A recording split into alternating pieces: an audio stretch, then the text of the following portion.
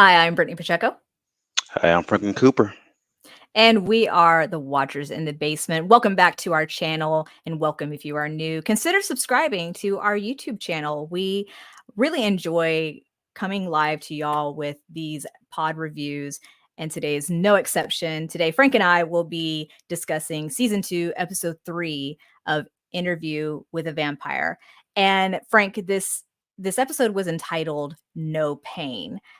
I think the fact that they're using quotes from the episode as the titles is just very, very cool. What are your thoughts overall on this episode? It answered a lot of questions for me. I knew. I mean, we know that Lestat was a co-founder of the Vampire Theater. We didn't know how they met. We didn't know how Lestat and Armand met, how they were intertwined. This answered a lot of questions as far as like the timeline, how they met, um, the timeline of like Lestat ended up in New Orleans later on in the 19th century. It filled a lot of gaps for me because like I couldn't tell if Armand hated Lestat or or or had love for him and was heartbroken by Lestat. And this answers both my questions. So I mean, it was a great episode that covered a lot of questions for me, and I'm even more enthralled and encouraged to see what transpired uh like years after, because like it seemed like he was very cold cold and like just depressed. Armand was. Mhm. And now you know why. I mean, Lestat's a fuck boy, man. He's a fuck boy of the largest proportions, man. And he's narcissistic. He's a lover boy, but he's all about Lestat. And I think the relationship you find out about him and Armand, and then you compare that to him and Louis, there's a lot of eerie similarities between the two relationships that Lestat has. Yeah, for sure. I mean, this episode was really Lestat centric, even though at present time we presume that he's quote unquote dead over in New Orleans. But we're getting a lot of not just influences, not maybe not the word influence, but we're seeing a lot of like a ghost Lestat in Louis, sort of mind, I guess you could say. And then of course with Armand actually finally opening up to Daniel about his story and how the vampire theater had begun, because as we do know already that Lestat was the co-founder of that troupe. And so for one, Armand being open to discussing the history and I guess you could say even being vulnerable to some degree. I don't know. I'll have to get your thoughts on that. But listening to a lot of what Armand has to say about Lestat, because he's very intertwined with not just, of course, the theater, the vampire, Armand himself, Armand, who kind of exudes like power. But then you see how he is next to Lestat, and it's just like, oh wow, like Lestat ain't shit, compared to Armand when they first meet, right? So it's really interesting to see.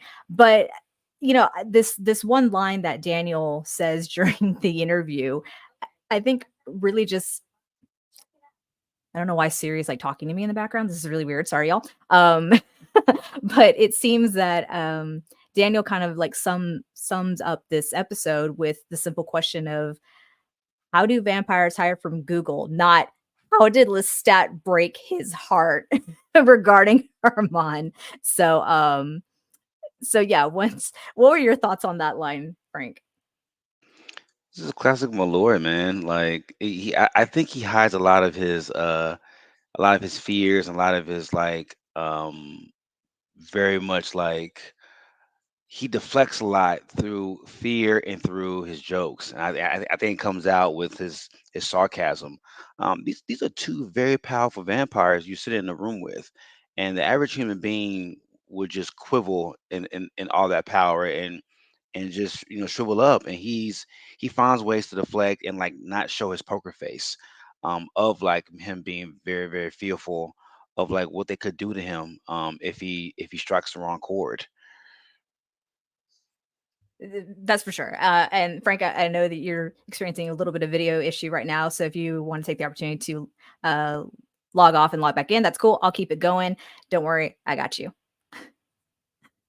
And with that being said, we're going to start discussing about Armand, of course. Armand has a very interesting history, I think. At the time that he is discussing pre Lestat, Lestat will come into the picture in the 18th century, but Armand talks about how he's been around already for 200 and some odd years. And y'all, if you're watching the live stream, please leave a comment here in the live chat and let me know if I'm getting anything wrong, or is there any questions that you guys want us to discuss. So Armand is leading the Coven of Parisian Vampires. And apparently there's like this set of rules that these vampires need to live by. And they've been living this way, not really, mingling with the above world and what have you. But what's interesting is that Armand doesn't look well. Like, he looks quite, I don't know, I guess the word is emaciated.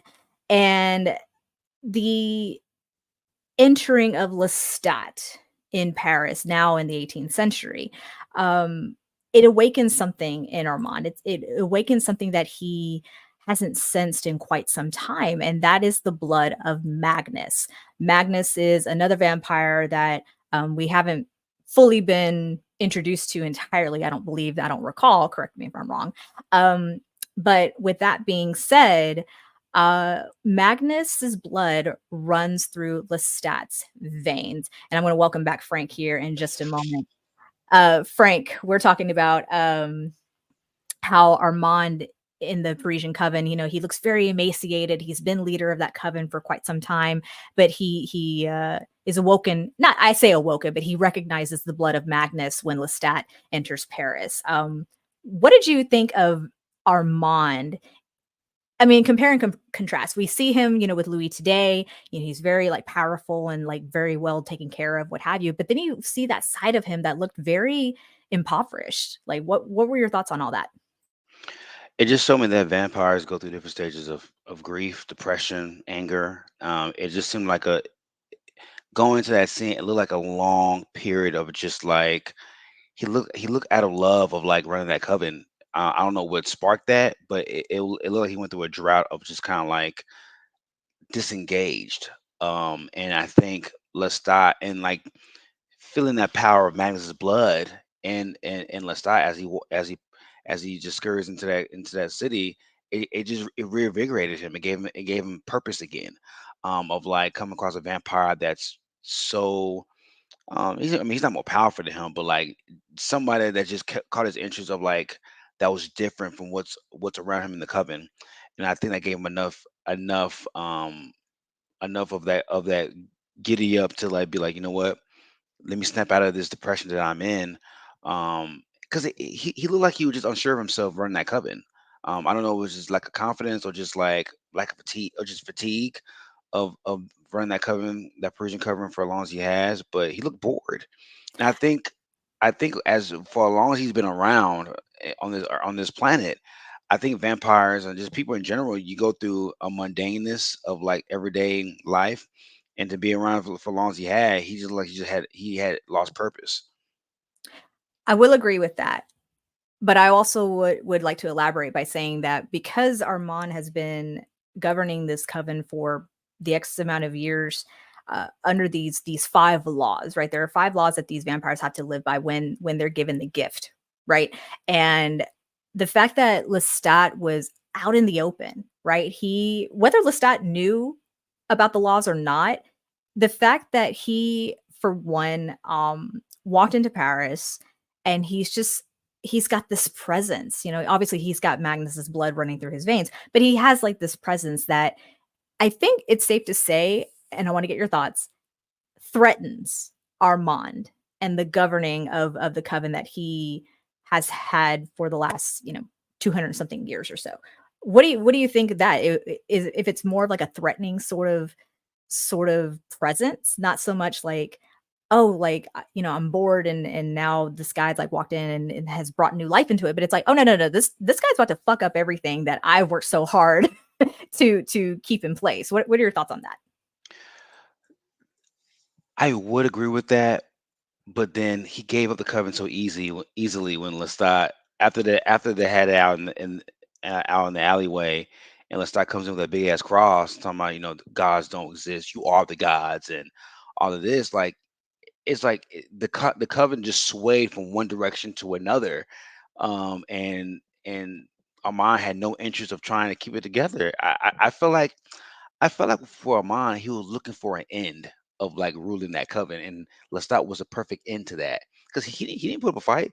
Let's the thing about Amon, what makes him so powerful is that he can end these motherfuckers at any point in time that he wants to, and he could have ended Lestat in that hall in that alleyway that night, but he didn't. I think the mystique and like this swag that Lestat has really like gave him the sense of allure. Of, like, I want to know more about this cat. I want to know why this man has Magnus's blood in him. Like, why did he get picked? Like, what's up with this cat? Like, I think that's why he didn't end him that night. And I think him coming into the covenant and just it took one line. Like he ran that covenant for what 240 some years, and all it took was you don't believe it. God doesn't exist. You are the gods, and for him to be like, fuck it, I don't run this shit no more. I think Armand was looking for an out of that covenant, and Lestat was the perfect reason to give him that out. What a flex. I mean, talk about it's a bit of a, I guess you could say, the oxymoron in a way, because for years, obviously, we growing up with vampire lore is that there are certain things, objects that would uh, cause harm to a vampire or end them entirely, and one of those is the crucifix. If a vampire looks upon a crucifix, it blinds them or something like that. Lestat walks in with a giant ass wooden crucifix and tells these people, like what you just said, there is no God. We are the gods, and throws it on the ground, and it completely is destroyed. And these vampires are like, oh my God, like, and it's something interesting too. We talked about this off camera.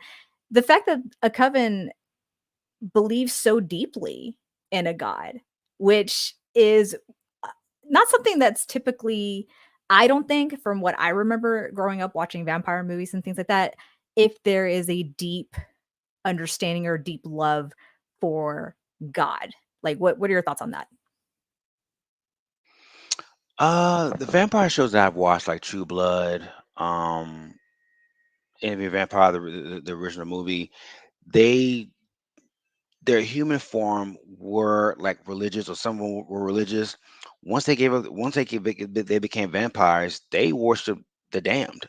Like it's very satanic. It's very, if not satanic, very non-believer of a higher power that's in the heavens.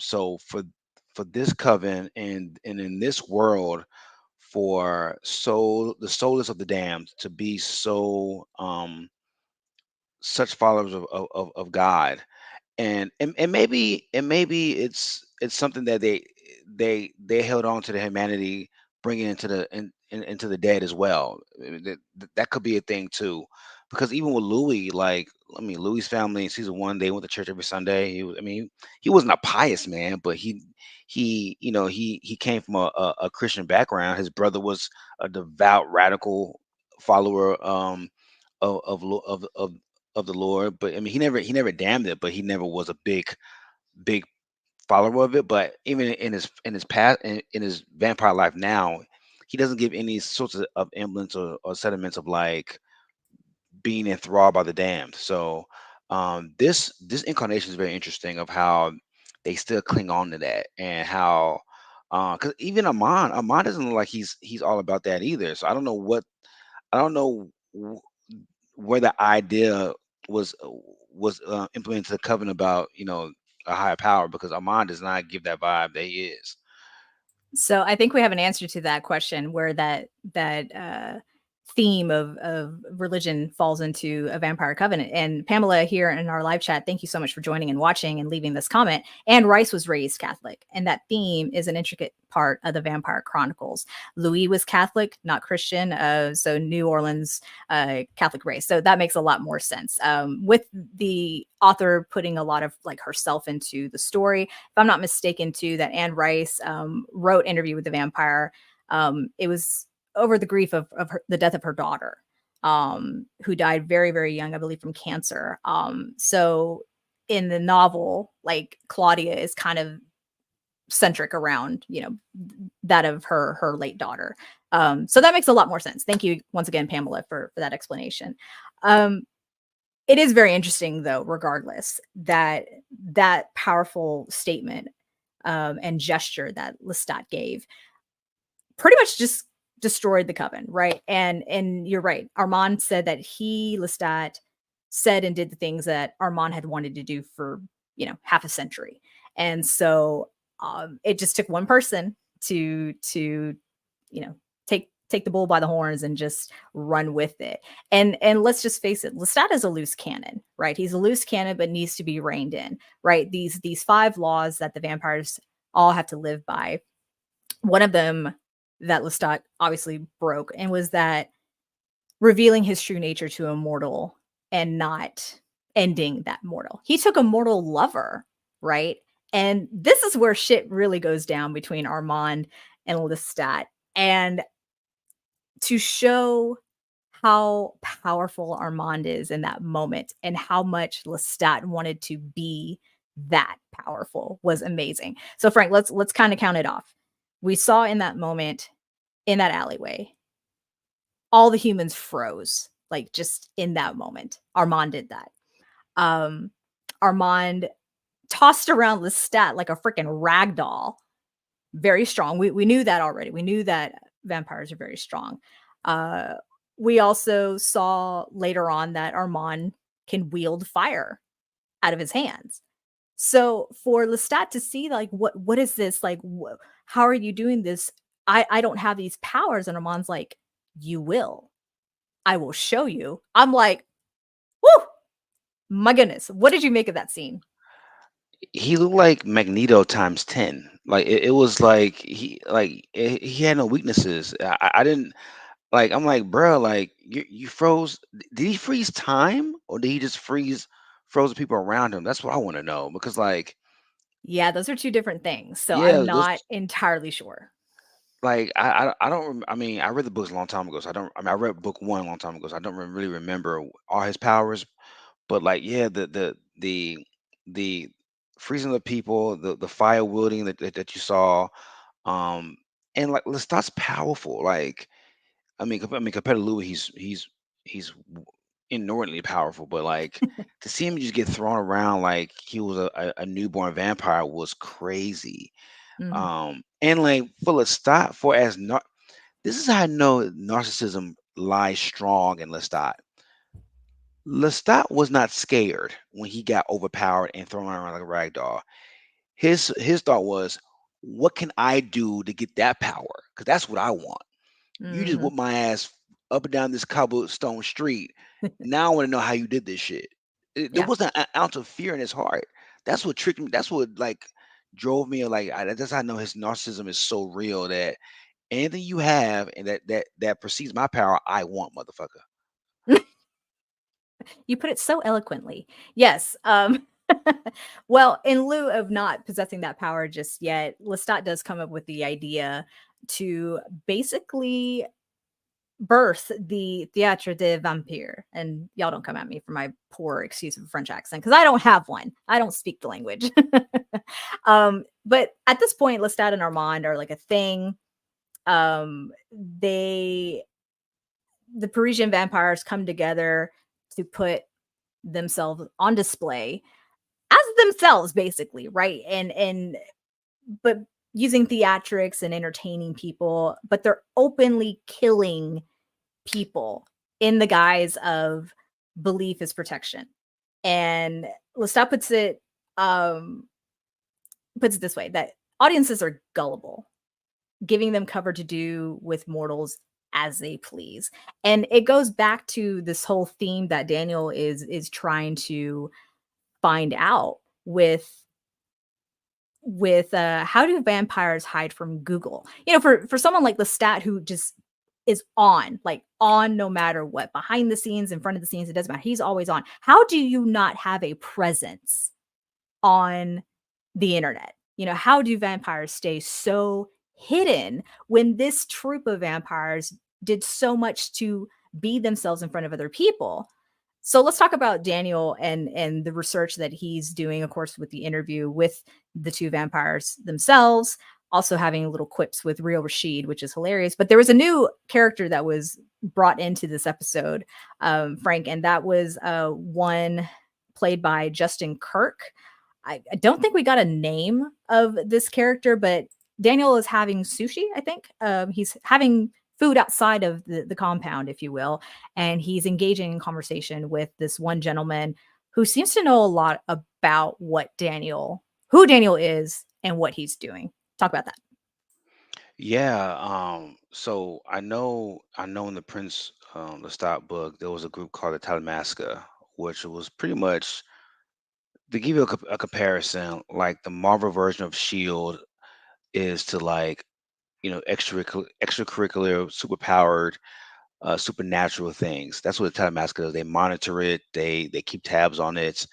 And I believe this new character is working with the Talamasca.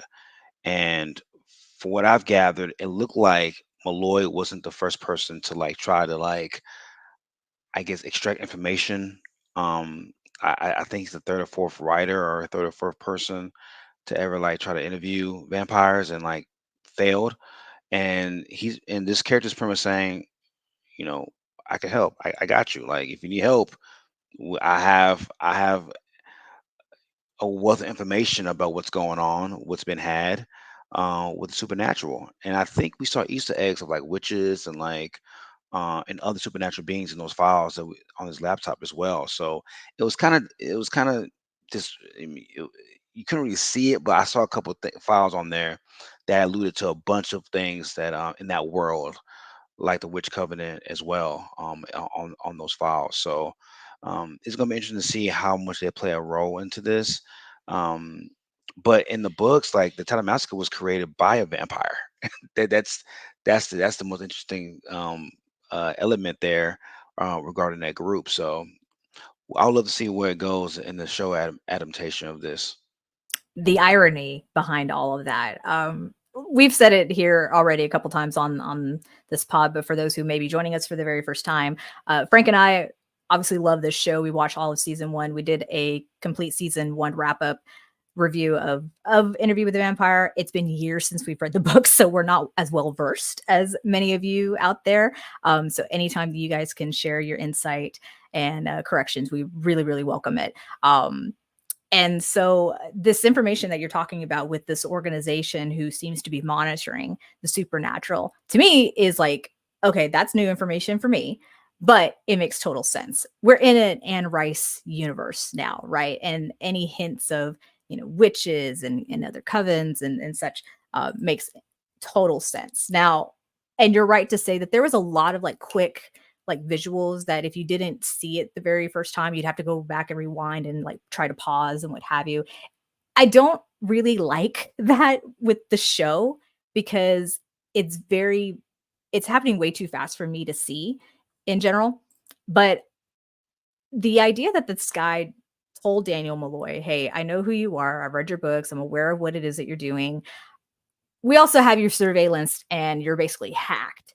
And I was a little confused. I wasn't quite sure if he was referring to the vampires that Daniel's interviewing, if they're surveying him and hacking into his computer to see what kind of information he may or may not have. But I was like, okay, but can we really trust this person at the time? Because then there's something that was mentioned at some point in the show that Lestat had like this prophetic vision, and I'm going to put it in this way: a world where humans are so distracted they can't see the vampiric bloodshed in front of them. Is that coming true at this point? Is that what it was that these four other writers had maybe at some point uncovered, and that's why they're no longer here? Is it possible to believe that the number of vampires really has increased at such an alarming rate? Because I think that that guy had said at one point, back when it used to be this number and now it's like doubled or tripled. Do you think Lestat's vision is coming into fruition? Absolutely. I mean, you saw it in the 18th century with the play itself, of how like people are in the stand in the audience, and they're just enthralled by the performance and not knowing that humans are getting killed and murdered by the droves on stage. I think that was just like a microcosm of what society um, is when it comes to like being entertained. Like we love being entertained by any form of fashion, long as it's like starry eyed and like glitz and glamour, no matter how detrimental it could be to our being. And I think that's what let's start saying. Like I've been around long enough to know that humans are quite simple. They don't they're not complex at all. They're very simple. If you entertain them, if you keep them busy, we can do what we want to do in the shadows. Um, with reckless abandonment a lot of times too. Um, but I mean, to go back to the Talamasca, like the Mayfield Witch show as well, which is part of this Anne Rice world. I mean, there's been rumors within this world that the Talamasca family covered the Mayfair events of Tata's I might be saying the first one, Tato's, I believe. Tato's is a birth anomaly, and then when Malloy finds the fire of that vampire theater, it it it could be rumored that the Time Master covered that up too, to make sure that humans didn't find out about that as well. So there are a lot of things that they're doing in the shadows, what I think is going to come out to light later on in the season about how much involvement the Time Master really has, involving the vampires, of either keeping them undercover and keeping them, out of the shadows, or trying to get them into the open. We shall see in what role they're gonna play moving forward. I mean, we're not even like halfway through this episode, and I'm already like, I'm itching for more, right? I want to know all that's going to happen and how it's going to play out visually for us. So yeah, there's a lot of moving parts, but we would be remiss if we did not discuss, of course, Claudia and Louis. They have this understanding. It's, me and you and me, me and you, Frank, you and me. Okay. It's the two of us doing this pod, right? And they're still trying to get their story together about their history and who made them that way. Louis doesn't doesn't jeopardize their lives with this coven. At this point, Claudia is like all in. She's all in to the point where she's like doing work for the theater de vampire. And Louise is like, no, I'm gonna let you do your thing. You do you, I'm gonna do me, but I need to like go over this information over and over again, that way I have it down on lock, right? And I have to talk about this, Frank, because I do love Claudia's performance, Delaney's performance as Claudia. I think she's doing an amazing job portraying and stepping into that role. However, when Claudia's having this discussion with Santiago, right? She sees that there's like a newspaper clipping of, I guess, when Santiago was still alive, as a human and having performed on the stage. He got rave reviews, and he starts questioning her about her story, Louis' story, what have you, and about their maker, Bruce. Right? Can we come up with a better name, y'all? Bruce. I mean, I know that was the name, but it's just like, really. Um, it doesn't sound as menacing as one would think. But she talks about how her maker taught her how to lie, and I'm like, why would you say that? Like, why? Frank, am I did you catch that too, or am I just being crazy right here? Why would Claudia openly admit to a coven who seems very, very weary about them? Why would she openly admit to them that her maker, quote unquote, taught her how to lie? It's a fucking kid, man. Like she's not. She thinks she's smarter than what she is. Like what teenager thinks that they're smarter than most adults and end up doing just stupid shit and saying stupid shit? That's just a teenager doing stupid shit and and getting caught for it. That's what it is. That's what it is. Like we tend to forget that Claudia got made at 14, and then she still has a 14-year-old mentality, and she thinks she's smarter than what she is. And um, I think with Claudia is that her her thing that she's smarter than anybody else, it will be her end, because she soaks up knowledge when when she wants to better a situation, but she doesn't want to soak up knowledge for the betterment of her development. And maybe it's because, and like one of the rules, you can't, you're not supposed to make a vampire that's maimed, that's not certain, that's not of a certain age, which she wasn't at the time. And I think this is the reason why, because they're too reckless. They're too, you don't know what you don't know what you're getting, and they lash out. And you saw that a lot with Claudia in season one. Even when she was learning how to be a vampire, like the first boy she was ever into, she sucked him dry. Like literally sucked him dry because she didn't know what to. I think y'all know what I'm saying. She didn't know when to stop, and she sucked the life force out of that kid because she was just so excited. And that is the downfall of like trying to make a vampire who's just too young, because it's like they're going through puberty every single day. Like everything is just to the Mm. max, and the swing of emotions.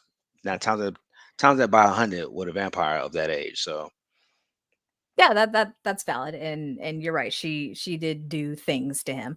Um, sorry, I just can't take you seriously when you say when you're setting me up for stuff like that. How dare you? How could you?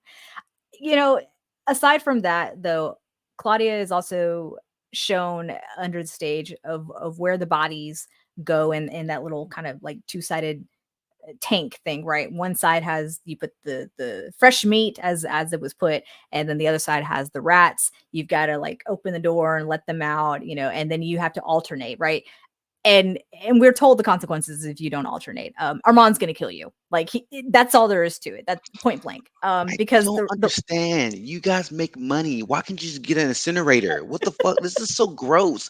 I had like I was eat I was eating my dinner while watching this episode, and I had to fucking pause because I wasn't expecting that.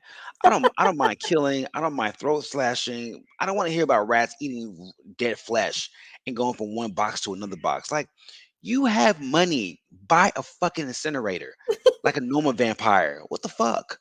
Yeah. And And this I did like how Claudia said that. She's like, "Yeah, back home we had an incinerator." It's like, "Oh, how'd that work out?" "Great. You should get one." Yeah, no, that was a little jarring. I didn't watch it thankfully while I was eating. I watched the episode this morning, and I if I wasn't awake at that moment, I was fully awake at that moment, especially when when homeboy's all like, "Oh, they found the heart." Like he was just so excited that oh, yeah, And it that was sounds like good. a long process. Like, you have to like open the door back and forth, and then like you have to remember which box the rats are in, so you don't open the wrong fucking box. Like, come on, man, what is that about? That just seems like such a Yeah. long thing. Yeah, it's definitely setting up for the idea that maybe Claudia is gonna mess up, right? Because that's her new responsibility. Bring the fresh meat down here, and if she doesn't remember what side is what, because I guess apparently she can't open the top door to like check. I don't know. That's just silly to me, but whatever. I'm probably thinking way too much about it. But yeah, in moves. My the emoji, yeah, that my feelings exactly. It's a bit. But it's setting up for it seems Claudia is going to make a mistake and she's going to have to answer to Armand about that mistake or something or another. One thing I want to discuss with you real quick, Frank, because it's been mentioned already about these 5 laws that the vampires are supposed to live by. Claudia and Louis were made, but I don't recall, and y'all in the chat who are watching us here, let us know. Did Lestat ever tell them about the 5 laws that, you can only answer to, uh, I don't remember every single one, but the fact that you cannot make a child, um, or child vampire at a certain age, you will not kill another vampire, this and that, what have you. Did Lestat, for your recollection, did he ever tell them about those 5 laws? Because then that raises another question I have. I don't think so, because I don't think Louis knew about the 5 laws. So Right. I don't think Claudia did either. Because even the episode before, when Louis and Claudia are walking around walking around Paris, he didn't know that he was supposed to check in. He never knew. Right. Right. So I don't think Claudia knew either, as far as Okay. like the 5 laws. Okay. So according to Pamela too, she here in the chat, she says no, Lestat didn't because book reasons. All right, I'll accept that. That's cool because it raises my next question of if a coven who is, anticipating to welcome in these two American vampires into the fold, and they either already know or they have an inkling, and then when Armand finally learns the truth about Louis, Claudia, and their relationship with Lestat, finding out that they killed him, how are they like to be held responsible? Like, can they be held responsible if they didn't know about these laws? Like, you know what I'm saying? Like, can you punish the person if they didn't know the thing that they were doing was against some sort of old rules? What are your thoughts on that? I think they still can because they lied. They lied about their maker.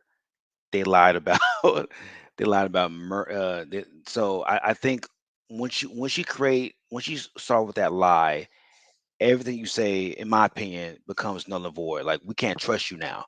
Like let's say you didn't know about the five laws, then why would you lie about who your maker is? And then I had a thought too. If Armand back in the 18th century knew who made Lestat based on Magnus's blood, what he smelled in Lestat's blood, do you think that he smelled Lestat's blood and Louis and Claudia when they first came into town?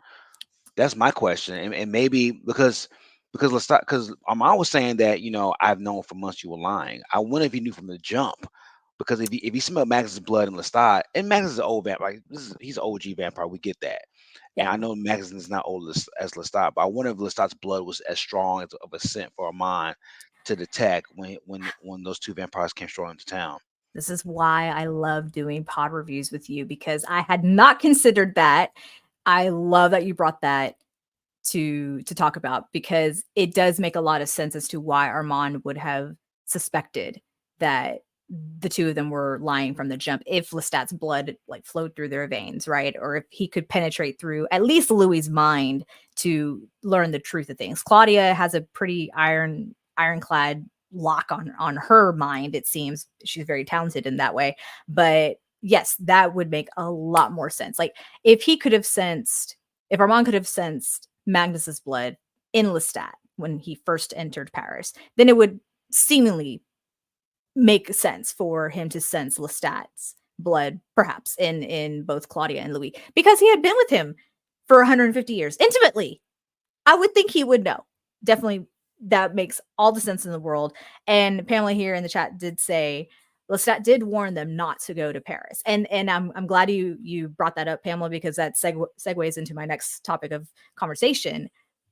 It's a really sweet moment I feel between Claudia and Louis. Like Louis has just had like an outburst at the cafe where he's finally confessed to Armand. He did know Lestat. He had been with Lestat for 30 years in America. He and Claudia did kill, Lestat, what have you. And now he's freaking out, right? He's freaking out. He's in his photo room and he's developing the image that he took of what he thought was Armand and, Lestat, right? It's just Armand, people. Like Lestat's not real in this in this photo. But Claudia is, kind of going over their stories again and trying to, you know, get that on lock.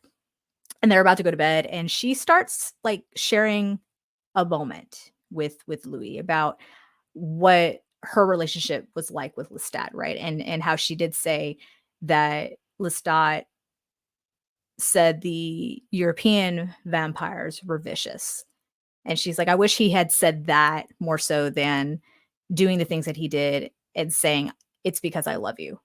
What did you make of that interaction between Claudia and Louis? Because Louis says, there's something I need to tell you. So what are your thoughts?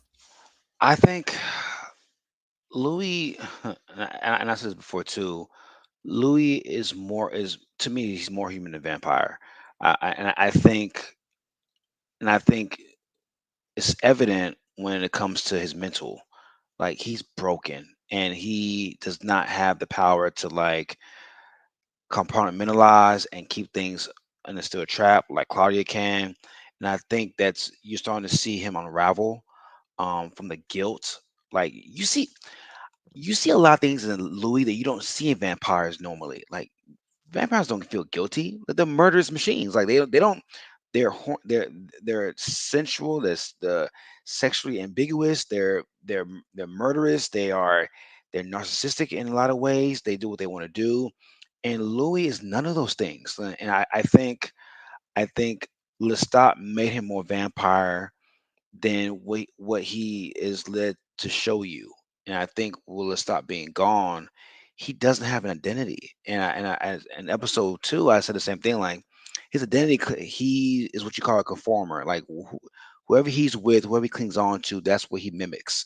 And I think with now stop being gone and him being with Amon now, he's just trying to find purpose. And for a vampire to be around for long as he has, and not have purpose tells me that he doesn't embrace the vampire life. That's not who he is. I mean, even like even when it comes to feeding, he feeds on animals. He doesn't want to he doesn't want to embrace that vampire life. And I think him telling Claudia what he told her was, for their protection. Now, make no mistakes. He's very inexperienced as well, and he's very unstable to the point where you're older than Claudia. Why in the fuck? And I said this in episode one. Why in the fuck would you take this girl to Paris knowing damn well this is where Lestat, has so much pull and like his origin story began. You don't think that there's gonna be vampires there who knew who he was and maybe vampires that he made out there. Like for Louis, you don't know what Lestat did before prior to coming to New Orleans. He could have a whole fucking army of vampires that he's made out there, and you have no idea. So why would you put yourself in that position and listen to a 14-year-old girl and going to Paris? You could have went to any other continent in the world. You could have went to China. You could have went to Asia. You could have went to Australia. You could have went anywhere. You went to the fucking place that Lestat is from. Come on, like this is why I don't understand. I don't understand this. I mean, reasons, obviously. Reasons that will unfold hopefully uh all throughout this season, and it's making a hell of a story in my personal opinion. Something Pamela had said earlier, and I failed to share here. Lestat was part of the Enlightenment of the 18th century, and Lestat never follows the rules ever. It's part of his character. He breaks all the vampire rules all the time. So, Levy, there we are. That is life. So that is his life. And in moves here, said they live their best afterlife lives. Sorry. Meanwhile, yes, Louis is very human, and it seems so. Louis is still obviously clinging on to any last bit of humanity that he may possess in one way or another. But one thing's for sure is that he will do just about anything for Claudia, right? When she concludes her little monologue about what it was like for her and how it's been for her, and she says to him that she's going to be made a member of the coven by the end of the week. Would he come to the ceremony? And he says, I wouldn't miss it for the world.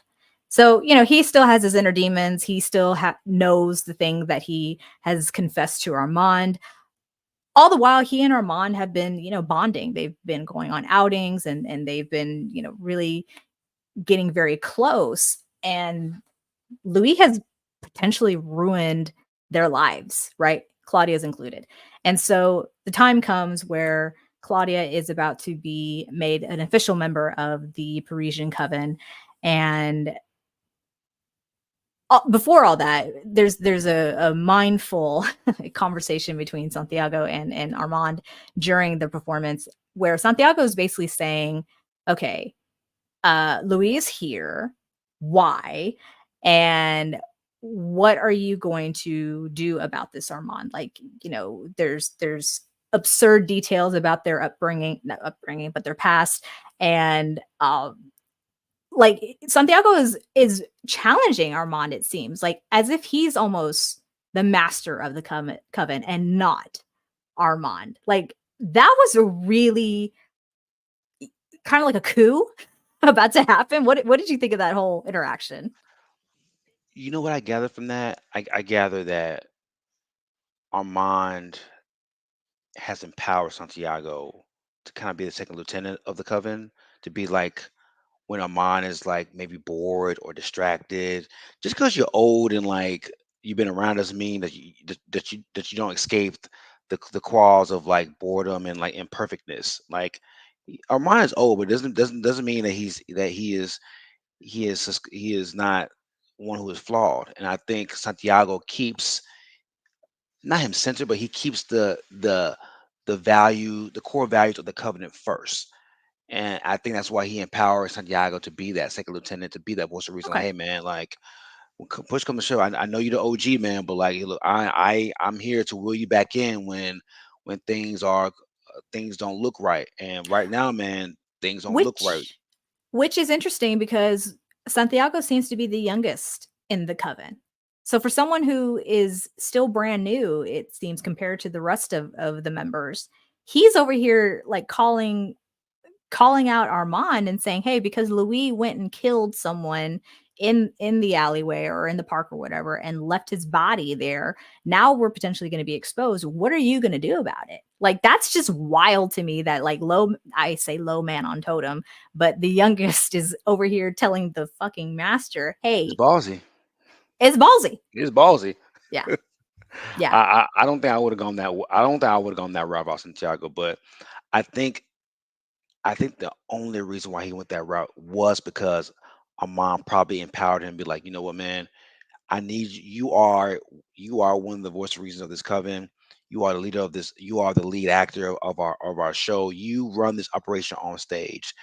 If I'm at any point in time off base or not focused, I'm giving you allegiance to win me back in. I think that's the only reason why Santiago said what he said. If Armand is this murderous Lestat type figure, Santiago doesn't even come off a little bit to come off base to say what he said. I think Armand gave him that allegiance to empower him to be that voice of reason at times. Okay. Okay. I think definitely it's setting up for a rift between the two vampires, of course. There's a lot of things that are being set up for uh it could be Louis against Santiago, and then Louis is not sorry, not Louis. Santiago is on to Claudia because she revealed that, oh, my master taught me how to lie. Girl.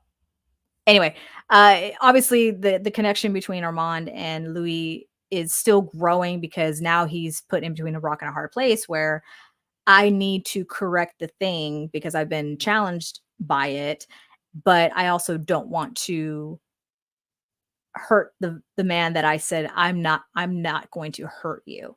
So fast forward to the ceremony that's being done. Armand says to Louis, "Hey, this is members only. Let's go take a walk." And Santiago reads out the laws of the vampires that Claudia has, already broken a few of those rules, right? And she's agreeing to, oh yeah, I'm not going to do this. I'm not going to do that.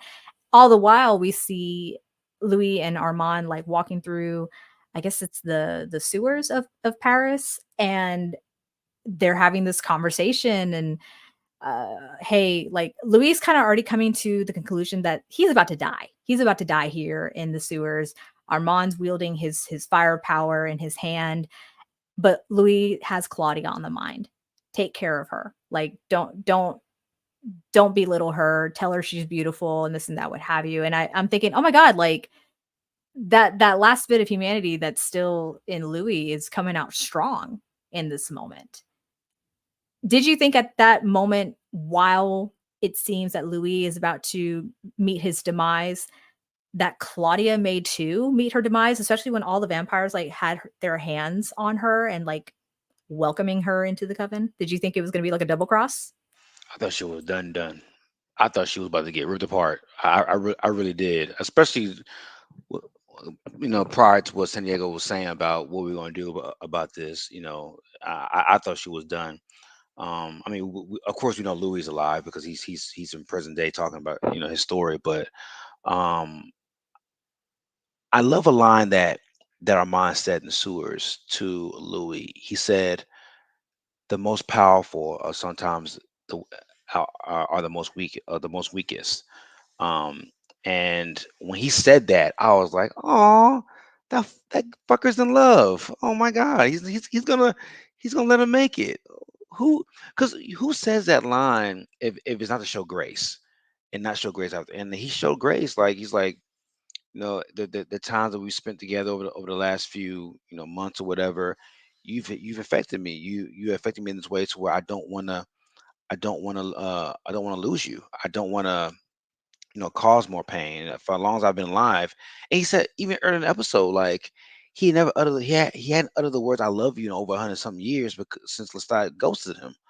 And I think Louis coming around gave him purpose, and that's a sign of true love when you don't want to hurt your partner, and you put your partner's wants and needs in front of your own. And even though Louis and Claudia have broke multiple laws in those 5 laws, the love that he has for Louis precedes those laws and precedes, the coven at this point. And it's gonna come to a head now. Like clearly he's chosen Louis over the coven. Now, how that's gonna move show going forward now. So I remember the movie. I remember the Brad Pitt, Tom Cruise, Kirsten Dunst movie. I remember that very well. I can't recall exactly because it's been 15 plus years since I've read Interview with the Vampire. What adaptation thus far is truer to the book in that sense? So, I mean, I kind of already know, obviously, what's going to happen. Pamela here in the chat says, so much foreshadowing. Shadowing. We are going to be in a world of hurt. Yes, we are. Shout out to um, real quick. Shout out to yeah, Pamela, man. Come onto the show, giving us these nuggets because you are doing a great job of like really shedding, the contrast between the book and the show. So shout out to you, yes. Pamela. Yes, thank you so, so much. We really appreciate you being here and joining us for today. It's a special time today for us to be on YouTube live stream talking about this because we're normally at our full-time jobs, but it's a holiday, so we're like, hey, let's do our podcast earlier. And thankful for that, for everything that Frank just said about Pamela and others joining us today. So thank you, thank you, thank you, thank you. So with this being said, Claudia is now officially a member of the coven. She has taken a bite out of every single one of their wrists. She's official. And even more so, Frank, she is now going to be on stage, right? She is given this god awful, hideous baby doll dress. And whether she was actually excited to be on stage or not, to me was a little confusing because when I saw her pull out that dress out of the box, I saw horror on her face because for so long she has been just viewed as a teenager, even though she's, mature mentally, I guess mature to some degree. She's much older in her mind than what she is in body, but they're going to put her in like this baby doll outfit and she's going to be on the stage where one other vampire is going to play her governess and then the other female vampire is going to play her mother. And it's just like, oh my God, she can never escape this being looked at as a teenager. What did you think about all that? Yeah, I mean, like you said before, it's just checking into her worst insecurities about her image, how she's portrayed, how she's viewed, how she's viewed as, um, and it's almost like a punishment. I want to say by the coven. We might not kill you today, but bitch, you're gonna suffer for what you did, and we're gonna remind you every day of what you are and what the world sees you as. And that to me is one of the worst punishments. That's worse than death. Like every night you're gonna parade yourself onto stage and be treated like a child and be, paraded as a child and having to like live this subservient life as a child on stage, and now it's probably gonna be off stage as well. Like it looks like the hazing is not gonna stop. It's only gonna get worse. And I think that's the horror you saw on her face. Like I did all of this to be like to want to be part of something grand and be with my own kind, only to like get more of the same by the people that I want to be so much like. And to further that point, there is a part when Armand and Louis are having a discussion, and I think it's in the sewers as Claudia is being made a member. Armand says that he thinks Claudia will soon perish. Her teenage body, no match for her vampiric powers. If that's not foreshadowing, then I don't know what is. So whether that's by her own her own skeletal immune, whatever you want to call it, her own body, or because it's going to be at the hands of somebody or somebody's group of people. You know what I'm saying? So like foreshadowing, all that for sure is going to be wild when that comes into fruition, because let's just face it, like if you've seen the 94 movie, like you kind of already know what's going to happen to a degree. Like I said, I just don't know the true like means of how that's all going to play out right, because I don't remember what's actually like true to the book versus what isn't, for theatrical And purposes. like you said, and Armand saying that matter of factly. Armand's 400 some years old. He's seen a Yeah, lot, and I'm sure yeah. he's seen this over and over again with young vampires who've been turned, and they perish due to their madness, due to their you know whatever of being a young vampire. Is why this rule has been implemented in vampire law not to turn young people into vampires, because they crush down the way of their own mentality or lack thereof, because they're forever stuck in this body. They can Hmm. never mature, physically Hmm. mature, and it has to be a torture of its own.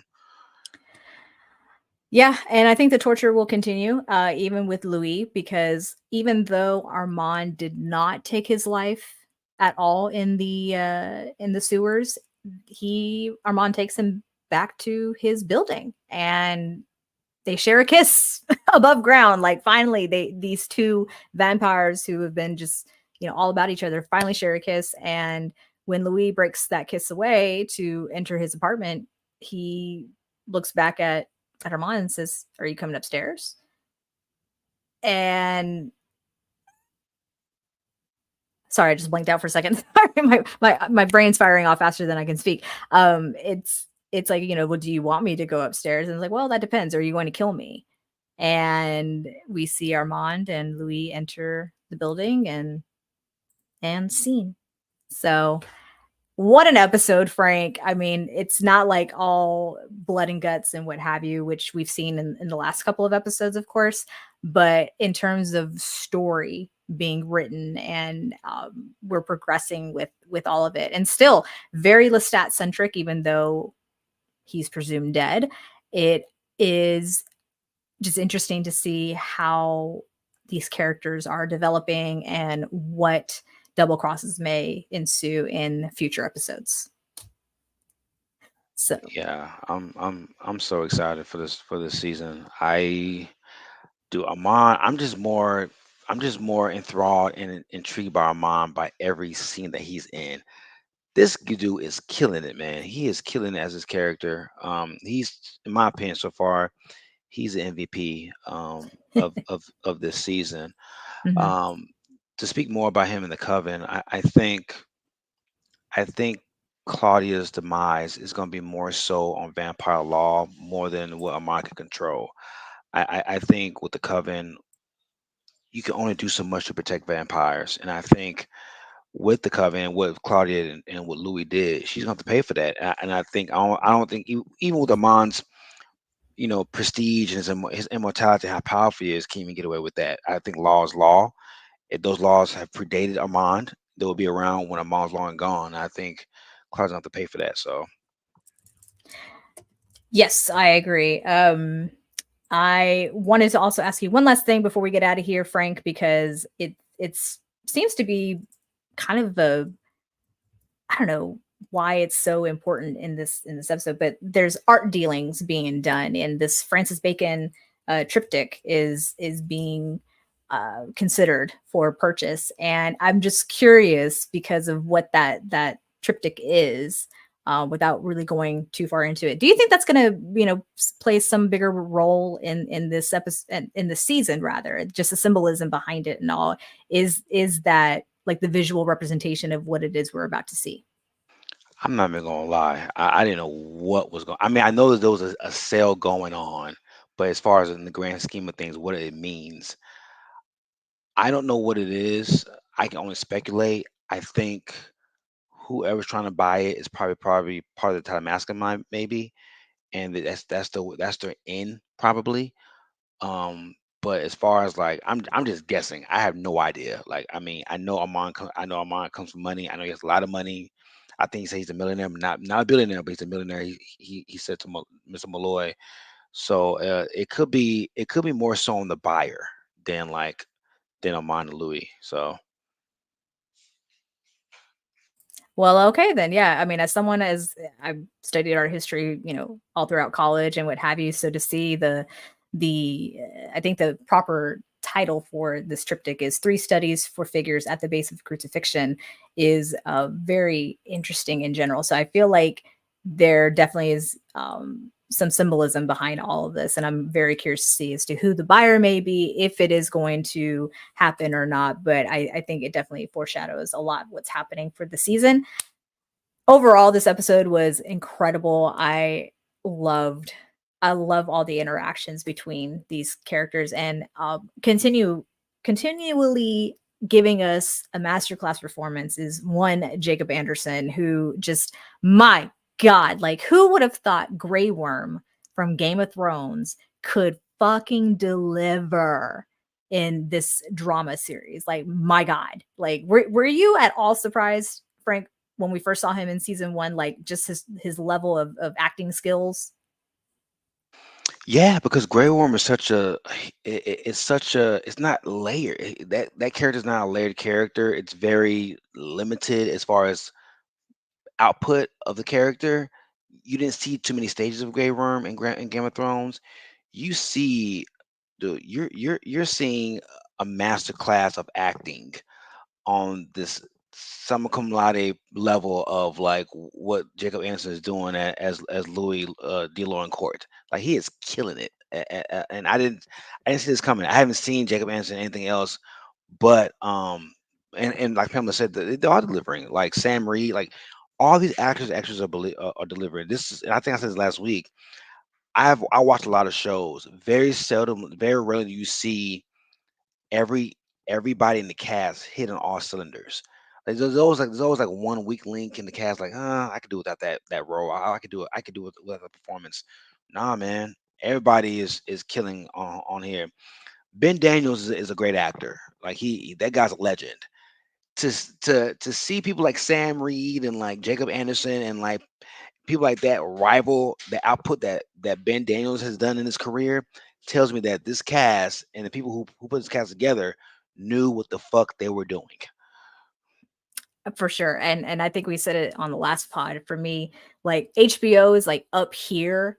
Like, this is where I compare like most shows and movies and such, like HBO quality. Like, it's way up here. AMC with this show in particular is like just below it. It's giving. It is absolutely giving. Another production from AMC, or it airs on AMC, but it's BBC, is Gangs of London. That the quality of that show is incredible, and I feel like with AMC, like they're just killing it. For many reasons. And yes, all the actors, as Pamela said, are delivering. They have such great chemistry all together. But I really feel like Jacob, with his performance, is just stellar. One episode after another. And I mean, you feel that pain, you feel that love, you feel it. Like, he conveys that through the screen, and I'm just like, I'm in awe every single time I'm watching an episode. So, Frank, were there any other things that you wanted to discuss before we head out of here? Nah, I think we covered most of all the main points, man. Like I said before, like I love this show. AMC has another hit. I just hope that the following in America is as strong as the following is in Europe with this show, because I need more seasons. Don't end this shit. Like, support this show, man. Like, I'm really big on like actors bringing it, and the actors and actresses on this show are bringing it, and we gotta support this to keep this going. Absolutely. Couldn't have said it better. And we want to take the opportunity to thank those who have joined us in today's live stream. Pamela, M Moves, and King B Johnson. Good to have you here. Thank you so much for joining us today, watching us, and the rest of you who may not have participated in the live chat. We do appreciate you taking the time out of your day to check us out here on our live stream. We always encourage everyone to check out our live streams and engage with us in the live chat. But also, don't forget to subscribe to our YouTube channel and hit the like button if you've enjoyed this review of Interview with a Vampire. And lastly, don't forget to hit that notification bell. That way, you know the next time we will go live, which actually will be tomorrow. We're actually going to review, leading up to Deadpool and Wolverine, we're going to do a review on X-Men Origins Wolverine. So, Frank, I'm excited about talking about that movie. It had been quite a minute since I've seen it. So, if y'all are Marvel fans out there, X-Men fans, please join us for tomorrow's live stream.